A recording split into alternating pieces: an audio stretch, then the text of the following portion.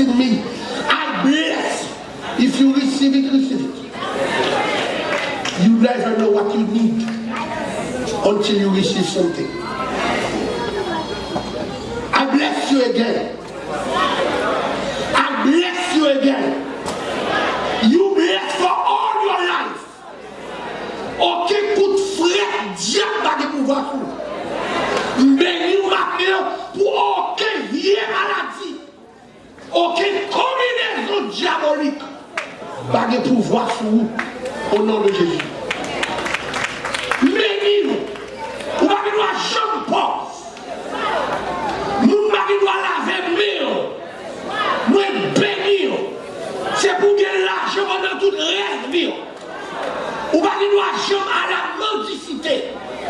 Et vous l'argent marcher dans la caille. Et vous gardez beaucoup toujours rempli. C'est pour nos familles, c'est qui pour tête là. Au nom de Jésus. On nous dit Seigneur, vers un mot. Seigneur, donne mon power. Seigneur, il y a un grand mot qui a guéri. Il y a un grand mot qui a couvert. Nous avons besoin d'un grand mot. Au nom de Jésus. Amen. Dis avec moi, je suis béni. Et salue quelqu'un à côté, dis tu es béni. Il faut le saluer, il faut lui dire tu es béni. Voilà, qui entend ta parole, dis-lui qu'il est béni. Dis à quelqu'un tu es béni. Alléluia. Alléluia. Alléluia. Alléluia. Alléluia. Qui est content d'être dans la présence de Dieu? Est-ce que tout le monde m'entend? Tout le monde me reçoit? Ce matin, je suis venu prêcher et je suis venu parler à des hommes qui veulent être grands. Quelqu'un dit, je veux être grand. Qui veut être grand? Qui veut dominer? Qui veut régner? Qui veut être à la tête? Qui veut avoir beaucoup d'argent? Qui veut être riche? Qui veut être fort? Regarde quelqu'un, il faut lui dire, celui qui est pauvre ne domine pas. Il faut lui dire, quand tu es pauvre, tu ne domines pas. Qui est d'accord avec moi? Qui est d'accord? Qui est d'accord avec ça? La Bible dit, le pauvre parle en suppliant. Le riche parle avec arrogance. Quand tu as beaucoup d'argent que tu rentres dans un store, tu marches comme tu veux. Parce que même si tu as renversé quelque chose, ton argent peut payer. Mais quand tu n'as rien, tu marches avec précaution. Et beaucoup de chrétiens sont dans ce cas. Nous marchons avec précaution. Nous marchons avec la pitié. Mais lève la main droite. Tout le monde lève la main droite. Dis aujourd'hui, je brise le pouvoir de la pauvreté. Dis aujourd'hui, je rentre dans la grandeur. Je rentre dans la grandeur. Dis aujourd'hui, je règne. Aujourd'hui, je possède mon trône. Dis aujourd'hui, tout ce qui m'avait lié, comme pauvreté, me libère. Au nom de Jésus. Mets la main droite sur ton cœur et lève l'autre main vers le Seigneur que je prie Dieu. Ferme les yeux et je veux prier. Que la faveur et la grâce de Dieu soient parmi nous ce matin. Que le Dieu de victoire et le Dieu de bénédiction inonde nos cœurs de vérité. Que la quasi-totalité de ton règne descende parmi nous afin de bénir ton peuple Dieu vivant. Qui est comme toi pour faire ce que tu fais? Avant toi, il n'y a point eu de Dieu. Après toi, il n'en aura pas, car tu es unique en ton genre. Quand tu ouvres, personne ne peut fermer.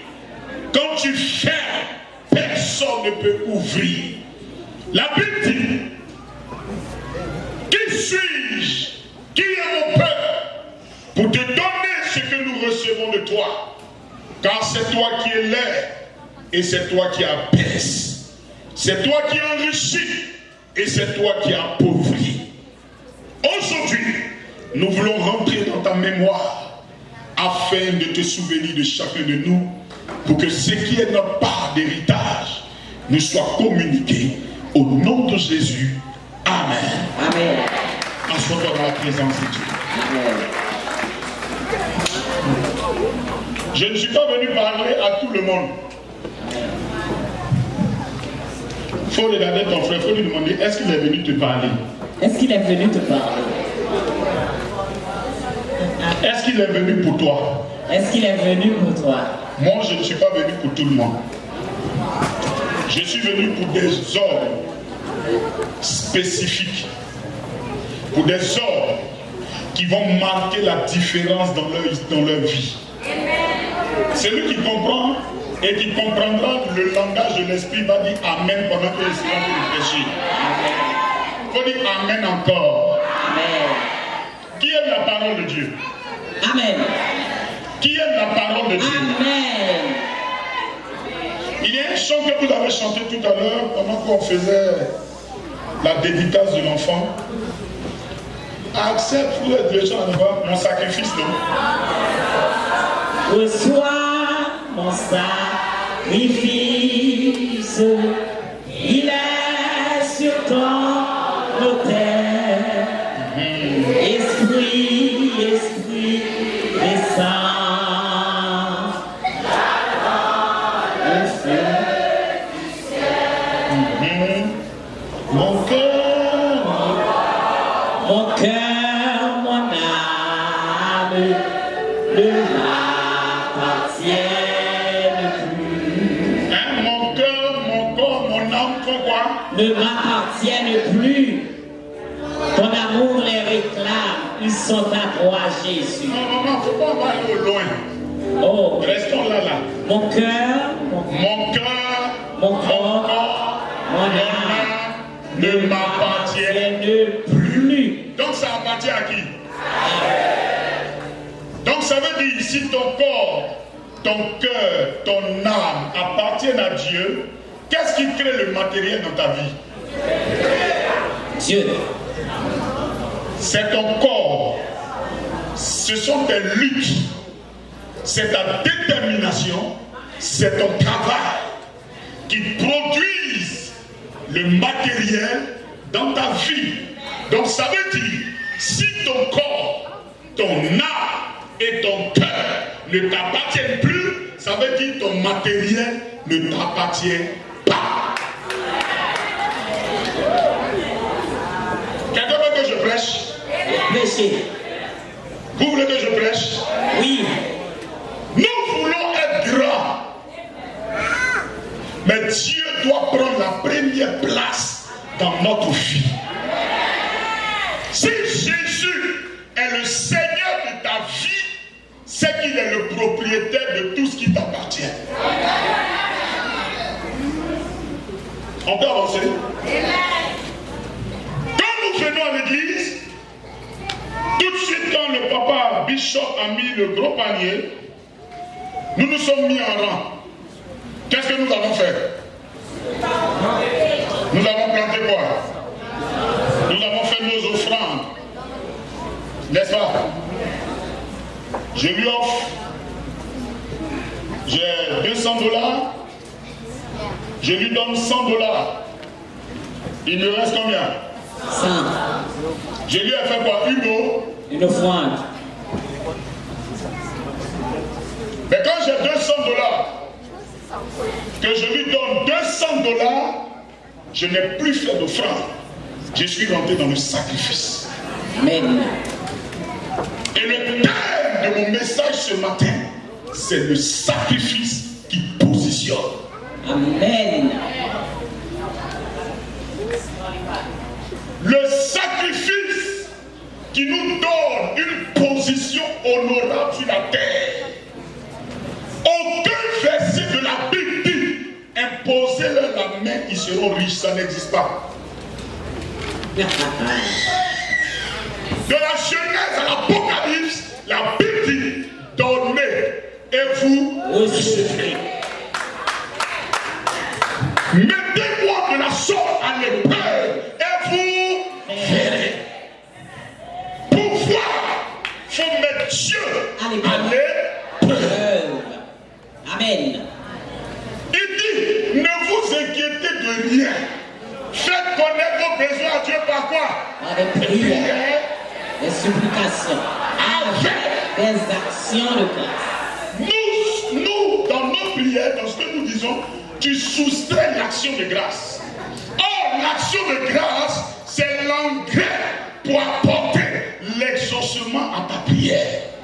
Amen. Tout chrétien qui apporte et sujet devant Dieu sans offrande n'est pas écouté.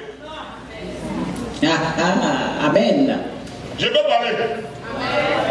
Parlez. Je prêcher. Prêchez. Tu es prêt à m'écouter? Oui.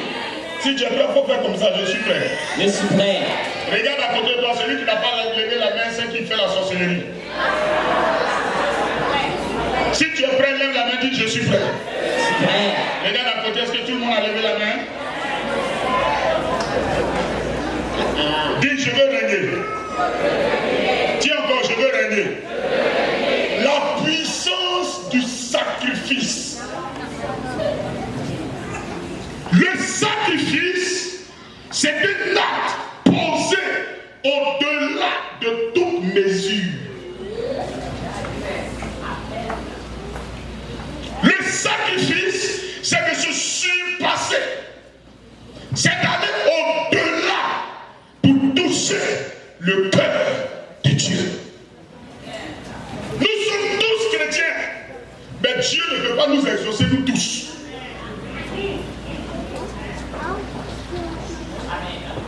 Mettez un chrétien qui prie beaucoup, un autre qui fait beaucoup de sacrifices, qui pense aux choses de Dieu, qui rend service aux autres, qui s'est donné de son argent, les deux personnes ne seront pas exaucées de la même manière.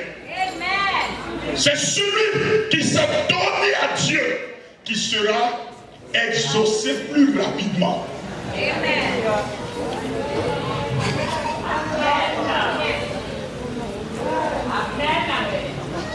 Deux personnes prient. Toi, tu jettes, tu pries, tu jettes, tu pries, tu jettes, tu pries. L'autre, il n'a pas de force pour jeter prier, mais il donne son argent. Quand on parle de l'œuvre de Dieu, il est prêt. Dieu va plus l'exaucer que toi. Parce que Dieu agrée le sacrifice.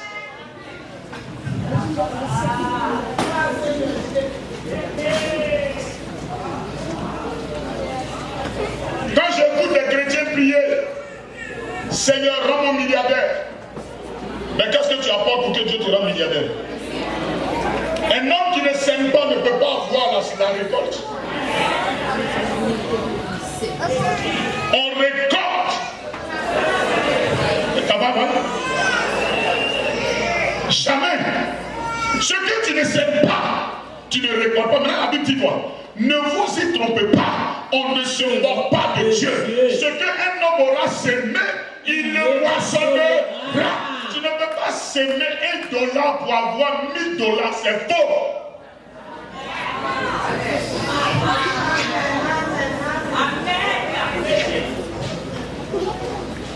Pour avoir des millions de dollars, il faut te surpasser. Va au-delà. C'est ce que la Bible appelle le sacrifice. Après ces 51 jours, c'est ça? Nous avons tous prié, nous avons tous crié, mais Dieu va démarquer ceux qui rendent leur sacrifice.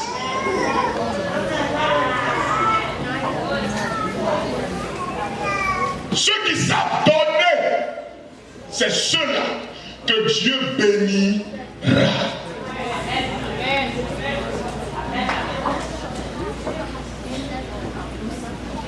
En 1995, nous sommes allés à une conférence au Burkina Faso. chez le patriarche Mamadou Karambiri.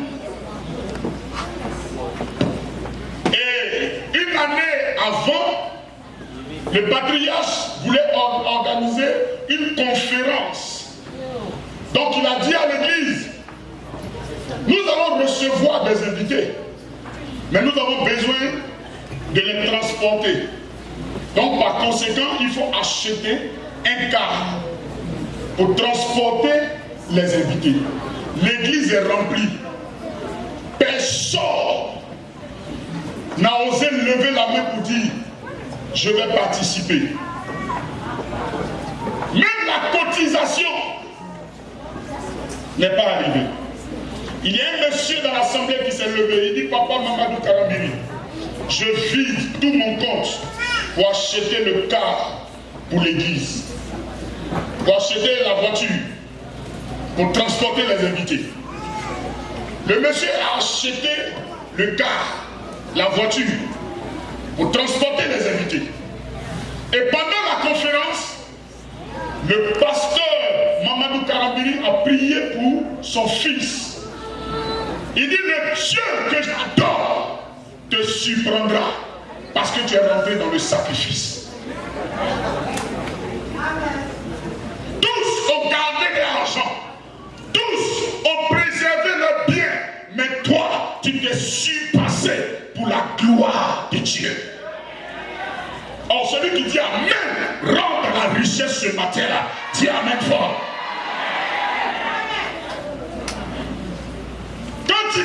Quand ils ont fini la conférence, il va un matin dans son compte. Quand il check, il constate que qui connaît les francs CFA, le franc CFA, qui connaît la valeur du franc CFA, voilà papa. Quand il check dans son compte, il constate qu'un virement de 800 millions de francs CFA ont été faits sur son compte. Papa, c'est 800 millions de francs CFA en dollars, ça fait combien? Tu ne sais pas.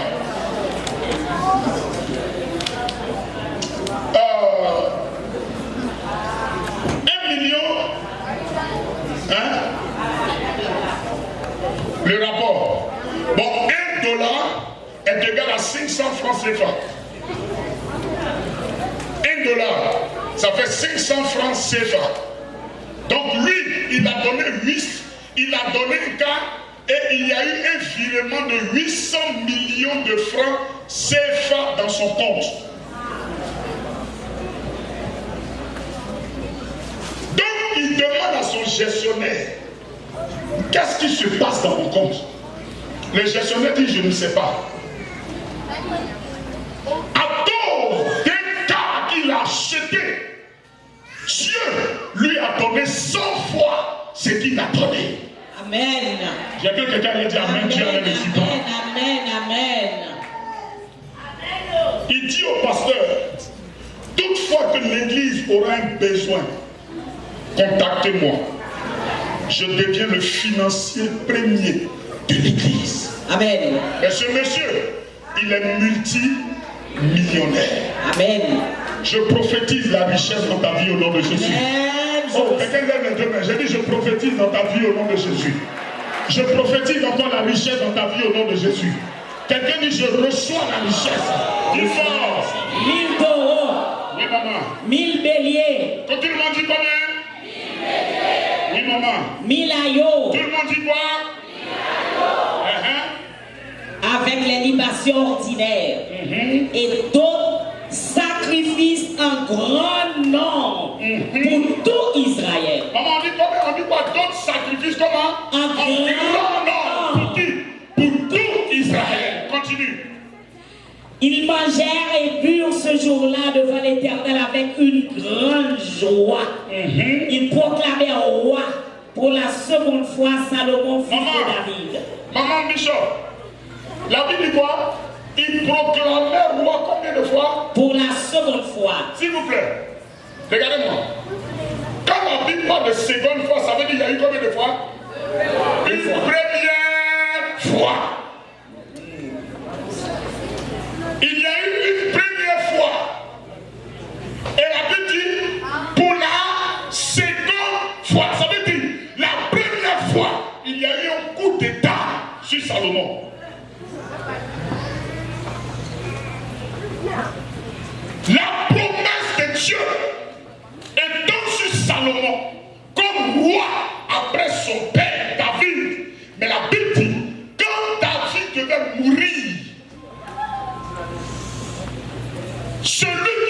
roi, c'était Salomon. Mais son frère, Absalom, non, même pas Absalom. David avait plusieurs frères. Adonijah. En Israël, quand le père meurt, c'est l'aîné qui prend le pouvoir. Mais ce jour-là, il y a eu inverse. La promesse étant sur Salomon, après David, c'est Salomon qui prend le trône. Mais Adonijah s'était déjà proclamé roi en Israël. Donc David, sachant que la promesse de Dieu était sur Salomon, ne va pas se bagarrer, ne va pas discuter. Il rentre dans une autre phase de la royauté qui est le sacrifice. Donc qu'est-ce que David fait? David réunit tout Israël. Et il dit, parce que quoi? Écoutez mon Dieu, qui dit Amen? Amen. On ne pouvait pas permettre que Salomon soit roi en Israël parce que Salomon est né d'une manière qui n'est pas saine. David a commis l'adultère avec Bathsheba, avec la femme d'Uri. Et c'est comme ça que Salomon est né. Donc en Israël, on ne peut pas permettre que quelqu'un qui est issu d'une relation bizarre soit roi. Écoutez-moi, les hommes peuvent vous juger, mais Dieu a déjà dressé un bouquet sur votre vie. Alors j'ai cru que tu allais dire Amen bien. Les hommes peuvent décider autre chose, mais le plan et le conseil de Dieu a déjà décidé que ce soit toi qui sois roi. Amen, amen. Et pour que tu t'asseyes sur le trône, il faut des actions posées. Amen.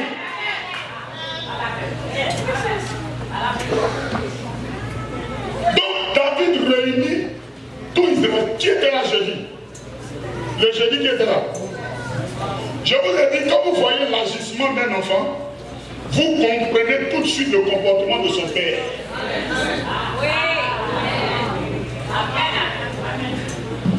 Donc qu'est-ce que David va faire pour que Salomon soit roi? La Bible dit, il réunit tout Israël.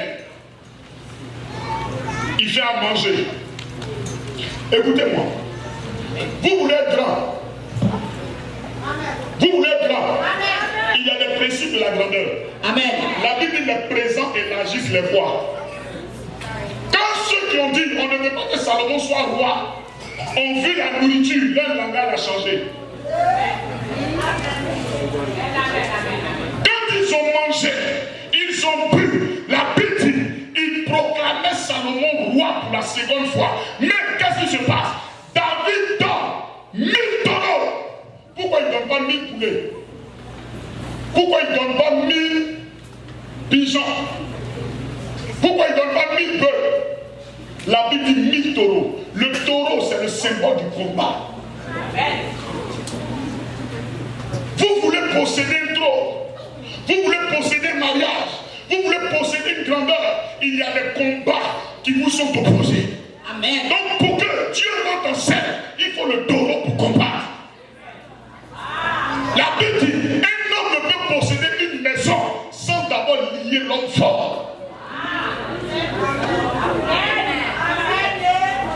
La société où tu veux travailler, est-ce que tu sais comment le monsieur a bâti sa société? Avec quel sacrifice, avec quel rituel? Mais toi, tu veux rentrer en tant qu'enfant de Dieu, il faut faire un sacrifice de taureau qui combattra pour toi.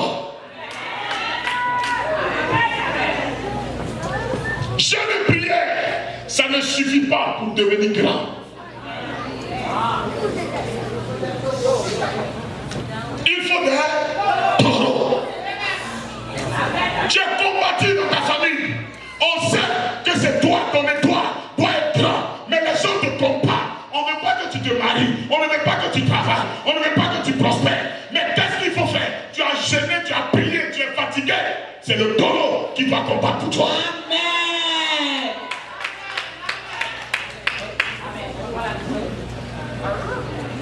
Regarde les combats qui sont dans ta vie. Tu tournes en rond. Parce qu'au village, ou bien dans ta ville natale, des sacrifices ont été faits. Ce qui combat le sacrifice mystique, c'est le sacrifice en Dieu qui peut combattre le sacrifice diabolique. il n'y a pas de victoire.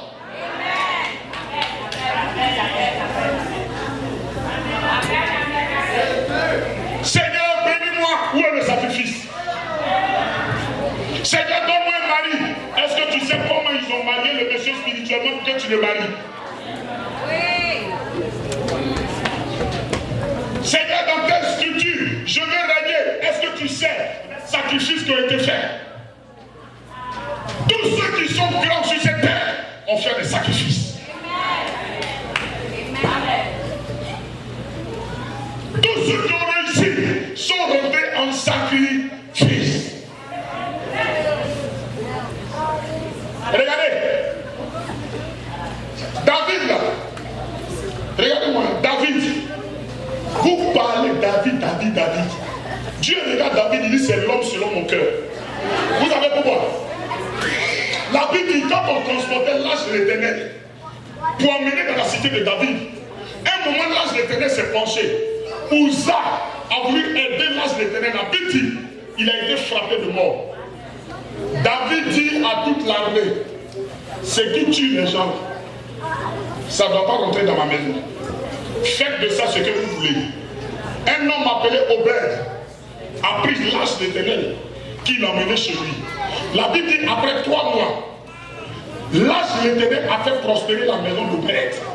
Donc on vient dire à David, l'âge de l'Éternel que tu as abandonné sur la route là, c'est en train de faire prospérer la maison d'Obed. La Bible dit, écoutez, David prend son armée pour aller chercher l'âge de l'Éternel. Quand ils vont prendre l'âge de l'Éternel qu'ils transportent, la Bible dit, quand ils sortaient de la maison d'Obed, à chaque 6 pas, David arrêtait son armée et il sacrifiait un veau gras.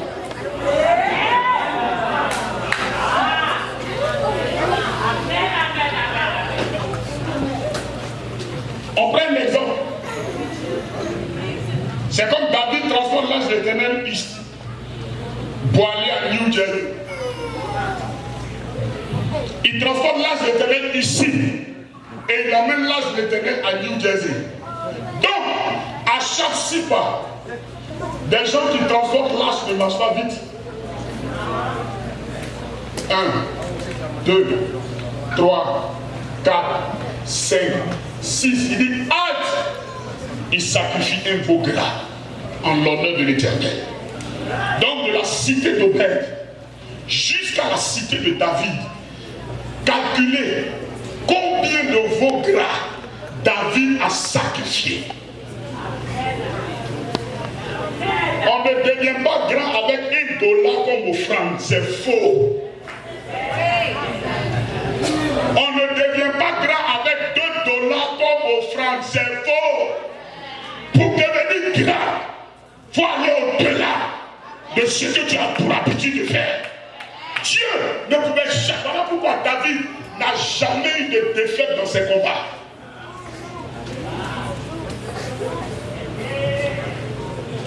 Quelqu'un dit avance et j'avance. Dis avance. Dis encore avance. 1000 $. Parce que Salomon était combattu, les fils de David, les prêtres, les rois, tout le monde disait Salomon ne peut pas être roi, donc il est combattu. Pour que Dieu combatte pour lui, il a donné 1000 $. Après les 1000 béliers, il a donné quoi? Après les 1000 $, il a donné quoi? Après les 1000 $, il a donné 1000. Mais pourquoi le bélier? Le bélier, c'est le symbole de la stabilité.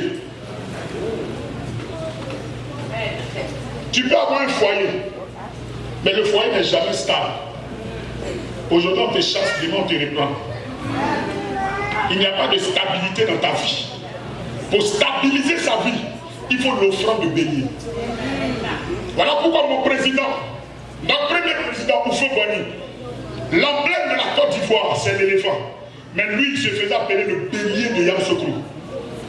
Faites tout ce que vous voulez. Quand vous arrivez devant Houphouët-Boigny, vous baissez la tête. Parce qu'il a stabilisé son trône.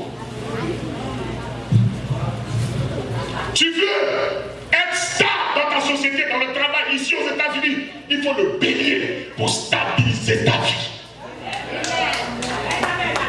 Comment des gens peuvent avoir papier et puis on peut encore t'arracher?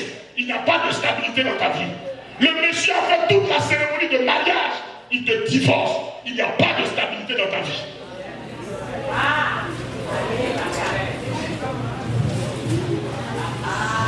Regarde, ta vie là, ça va en temps de si. Aujourd'hui, ça monte. Il n'y a pas de. Il n'y a pas de. Faut dire quoi? Il n'y a pas de. C'est-à-dire, si David ne donnait pas le bélier, Salomon allait encore détrôner. Mais c'est parce que, premièrement, il n'y a pas eu ce sacrifice que Salomon a été détrôné. Mais quand il a donné 1000 taureaux, 1000 béliers, après les béliers, il a donné quoi? 1000 quoi? 1000 agneaux. Il dit, un enfant nous aidait, un fils nous est donné. La domination reposera sur quoi? Sur elle. C'était une promesse. Mais dans le livre de Jean, lorsque Jean baptisait qu'il a vu Jésus, dit quoi? Voici l'agneau de Dieu qui ôte le péché du monde. L'agneau, c'est le symbole de l'accomplissement. Il y a des promesses dans ta vie qui ne s'accomplissent jamais. On dit tu vas voyager, tu seras élevé, tu vas te marier, c'est en suspens. Il faut l'agneau pour accomplir ces choses dans ta vie. Amen. Amen, amen. J'ai cru que tu allais dire amen plus fort que ça. Amen, amen, amen, amen. Tous les pasteurs t'ont imposé les mains, ils t'ont fait onction d'huile, onction de crachat, onction d'eau. Rien n'a changé.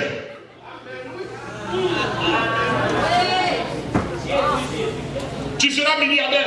Regardez, là, tout dit dans le livre d'Hébreux. Beaucoup ont salué la promesse de loin, ils n'ont pas touché son nom. Si je vous pose la question, quel est le pays le plus riche du monde? Les amis. Quel est le pays le plus riche du monde? C'est où? C'est où? Il y a dit le pays le plus riche du monde, c'est où? Excusez-moi de vous décevoir. Le pays le plus riche du monde, c'est le cimetière.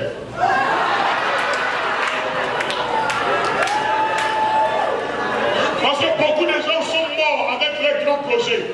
Beaucoup de gens sont enterrés avec des promesses sur leur vie. Beaucoup de gens sont enterrés avec des projets d'aviation, des projets de construction. Ils sont morts avec leurs promesses. Mais toi, tu ne dois pas mourir tant que tu n'as pas vu la gloire de Dieu.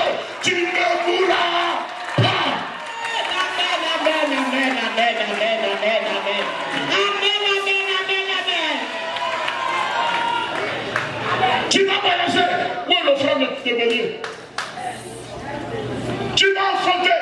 Où est l'offrande de bélier? C'est une promesse, ça doit s'accomplir. Des gens ont enlevé ton utérus spirituellement. Mais il faut l'offrande de bélier pour que la promesse s'accomplisse sur ta vie. Il y a une de mes filles qui est venue me voir un jour. Moi j'ai une particularité. Je ne prie pas trop pour les gens. Je te donne le principe de la gloire. Tu rentres dedans, tu es béni. Parce que prière là, ça fatigue. Quand l'ange est venu visiter Gédéon, l'ange dit bonjour Gédéon, vaillant héros. Gédéon, regarde derrière. L'ange dit Gédéon, c'est de toi que je parle. Bonjour vaillant héros. Gédéon dit tu sais, je vais t'expliquer mon histoire. Je m'appelle Gédéon. En Israël, il y a 12 tribus. La tribu la plus petite, c'est la tribu des Manassés. C'est ma tribu. Maintenant, dans la tribu des Manassés, la famille la plus petite et pauvre, c'est ma famille.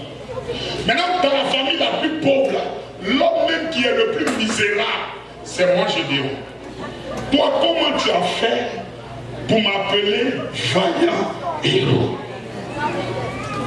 L'ange dit, c'est toi qui vas délivrer Israël de la main des Madianites.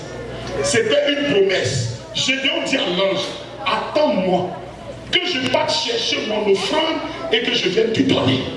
Quand il est allé chercher l'offrande qu'il lui a donné, la Bible dit, la nuit, Dieu dit à Gédéon, renverse l'autel de Baal qui appartient à ton père. Quand il a renversé le père, c'est comme ça que Gédéon a eu la victoire sur les Madianites. Tu as une promesse de richesse. Ma fille est venue, depuis elle travaille avec des gens. On lui a promis une grosse voiture. On lui dit, va, après 2 mois, 3 mois, elle est venue dire, papa, je dois voir cette voiture. J'ai dit, ma fille, tu as trop gêné et prié. Il ne faut pas devenir anémié. Tu vas rentrer en sacrifice. Elle dit, papa, le sacrifice c'est quoi? J'ai dit, Dieu me dit de te dire, à la fin de ce mois, tout ton salaire tu envoies. Elle dit, papa, tu es sûr que c'est Dieu qui t'a dit?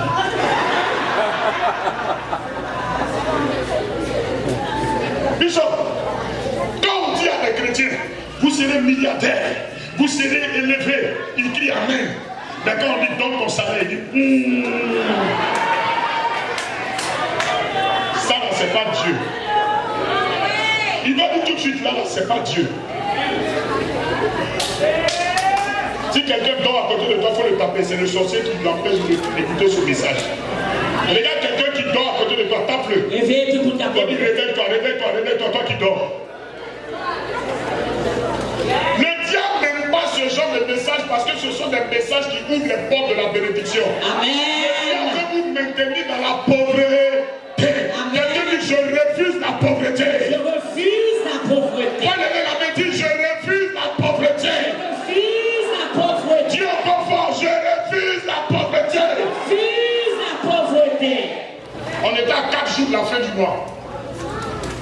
Quand elle a récupéré son salaire, elle m'a appelé. Elle dit, papa, j'ai mon salaire. J'ai dit, j'arrive. Et tu l'as arrivé chez elle. Vous savez, qu'est-ce qu'elle a fait? Elle a une petite table dans son salon. Elle a déposé sa facture d'eau, sa facture d'électricité, sa facture de téléphone, les ordonnances.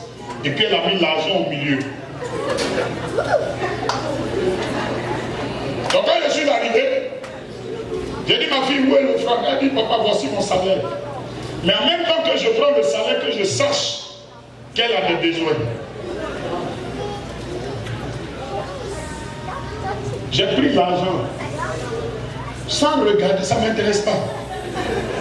J'ai mis dans ma poche. Elle dit, papa, tu t'en vas. J'ai dit, aïe, tu as fait ton sacrifice, non? Elle dit, papa, j'ai fait, mais tu t'en vas. Regarde mes factures.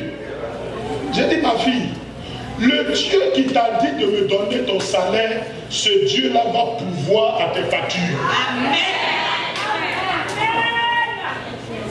J'ai pris l'argent, je partais, dit, papa, tu pries même pas avec moi. Je dis, non. Sauf le chapitre 50 du verset 5 au verset 6 dit, rassemblez-moi mes fidèles qui ont fait alliance avec moi par le sacrifice. Pour eux, le ciel publiera leur justice. Amen. Quand tu rentres en sacrifice, les hommes ne parlent plus en ta faveur. C'est le ciel qui parle en ta faveur. Quand tu rentres en sacrifice, l'homme ne peut plus parler pour t'aider. C'est le ciel qui t'aide. Amen. Tu seras en justice, le ciel va parler pour toi. Amen. Tu seras confronté à des gens, le ciel va parler pour toi.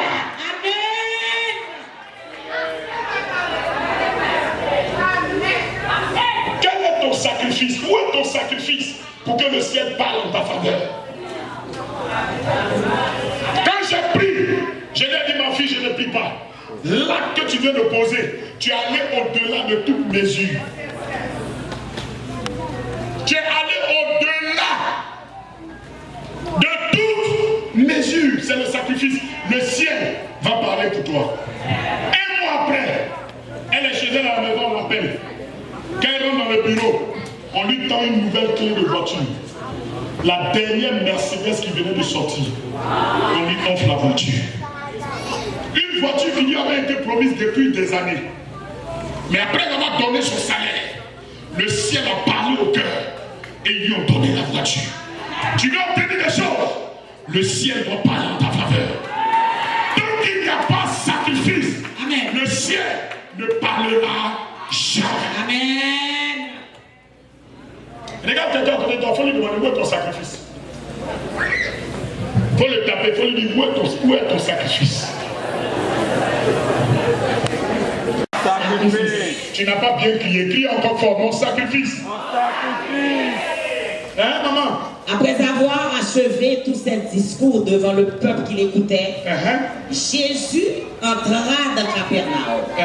Un centenier avait un serviteur auquel il était très attaché et qui se trouvait malade, sur le point de mourir. Il se trouvait comment? Malade. Sur le point de mourir. Donc ça veut dire qu'il est à côté de la mort. N'est-ce pas? Il est malade sur le point de mourir. Maman, allons-y. Ayant entendu parler de Jésus, il lui envoya quelques anciens des Juifs pour le prier de venir guérir son serviteur. Ils arrivèrent auprès de Jésus et lui adressèrent d'instantes supplications, disant, il mérite que tu lui accordes cela. Il mérite que tu lui accordes cela. Pourquoi? Car il aime notre nation.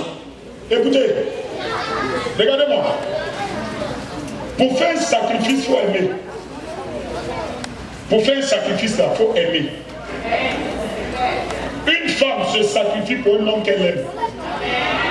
Souvent, le monsieur n'a rien. Mais on dit, toi, là, tu suis le monsieur là, pourquoi? Elle l'aime. Elle fait un sacrifice. Donc, pour rentrer en sacrifice, il faut aimer. Quand tu n'aimes pas, tu ne peux pas faire de sacrifice. La Bible dit, cet homme qui était malade là, les gens sont allés vers Jésus pour le supplier en lui disant, il faut guérir cet homme. Parce que cet homme qui est malade au point de mourir, il aimait notre synagogue, il aimait notre pays, au point que c'est lui qui a construit la synagogue de notre pays. Je vais vous poser une question. Quand vous regardez dans cette église-là, il y a quoi qui porte votre nom?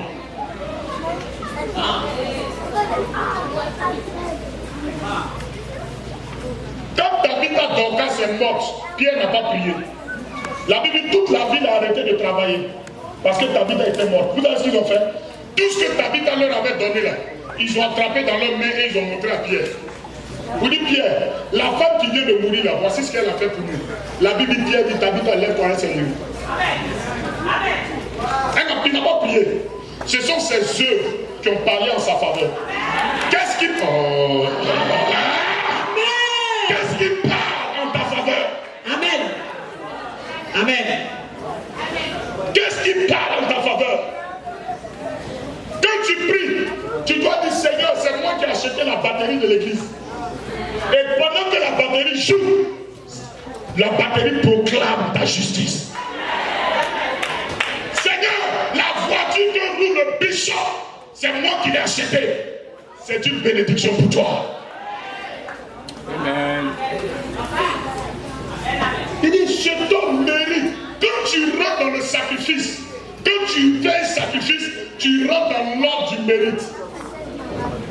Ça veut dire, il y aura un appel d'offres, il y aura un travail, il y aura un mariage. C'est toi qui vas mériter.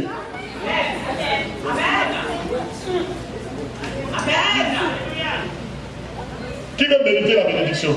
Amen. Ce genre de message là, les chrétiens n'aiment pas ça. Amen. Amen. Les chrétiens aiment, tu seras élevé, tu seras béni. Mais il n'y a pas de bénédiction sans sacrifice. Amen. Si tu es d'accord, il faut acclamer fortement Jésus. Amen, amen,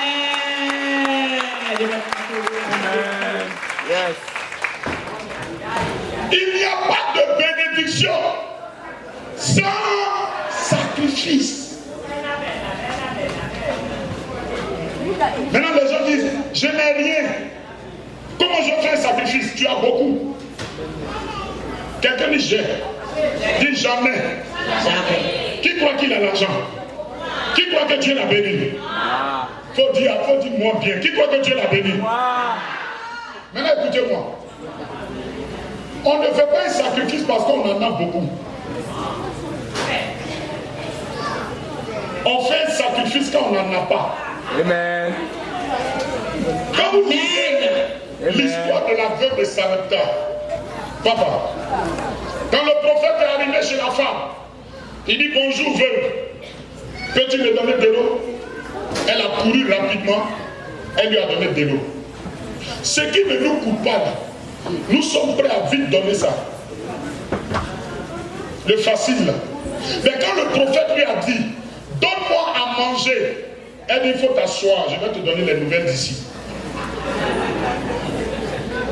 Prophète, je prends ton ministère, mais aujourd'hui là, tu as menti. Parce que ce qui me reste dans cette maison, c'est un peu d'huile, un peu de farine.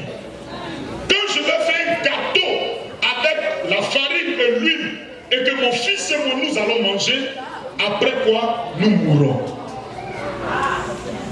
Le prophète dit, au lieu de manger pour mourir, donc que je mange, afin que l'Éternel se souvienne de toi. La Bible, la veuve de Sarepta a donné le gâteau au prophète. En période de famine, lui, la farine n'ont point manqué dans sa maison.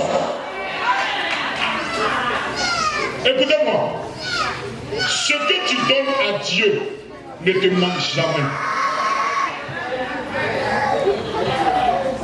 Si la veuve avait donné une chemise, les chemises n'allaient jamais lui manquer.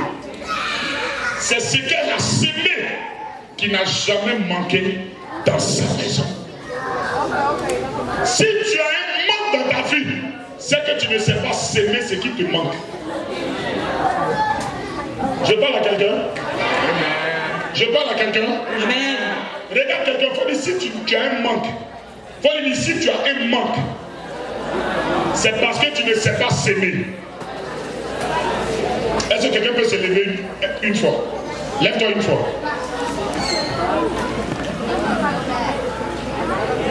Assois-toi.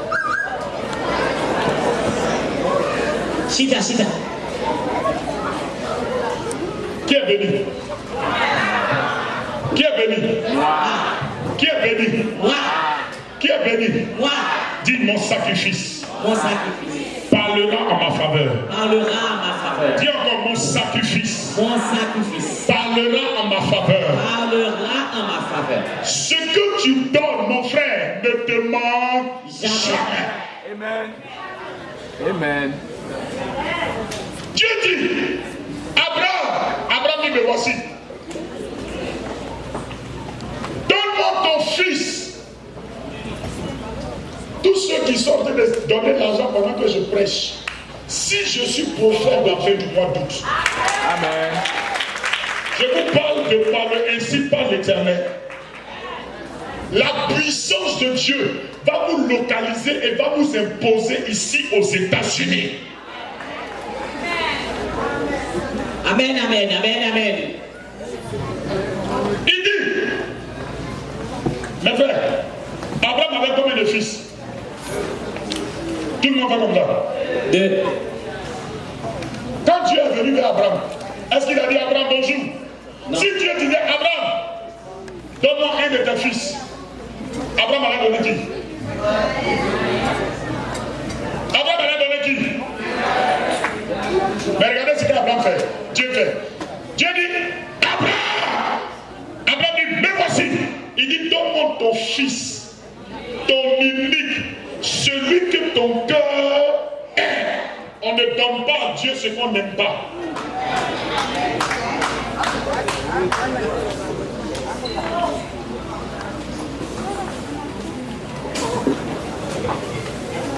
Tu as $100 et puis tu as $1. Quand on te dit de venir donner à Dieu, tu vas donner quoi premier? Tu vas donner quoi premier?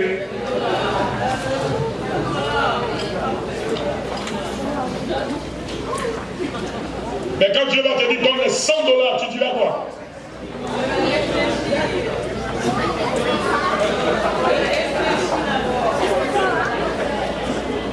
Je vais prêcher. Ça vous fait du bien? Le soir encore, je suis là. Celui qui n'aime pas ça, ça c'est lui qui voit. Mais ceux qui aiment, ils vont venir le soir et puis Dieu va les bénir. Si tu crois, il faut dire Amen, bien, ton miracle est là. Amen. Celui qui dit Amen plus fort que son frère reçoit la royauté.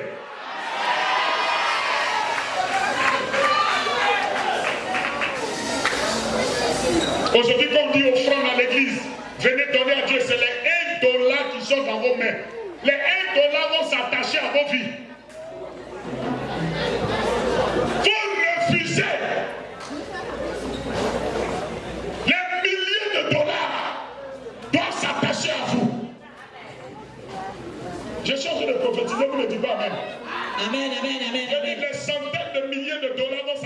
vous au nom de Jésus.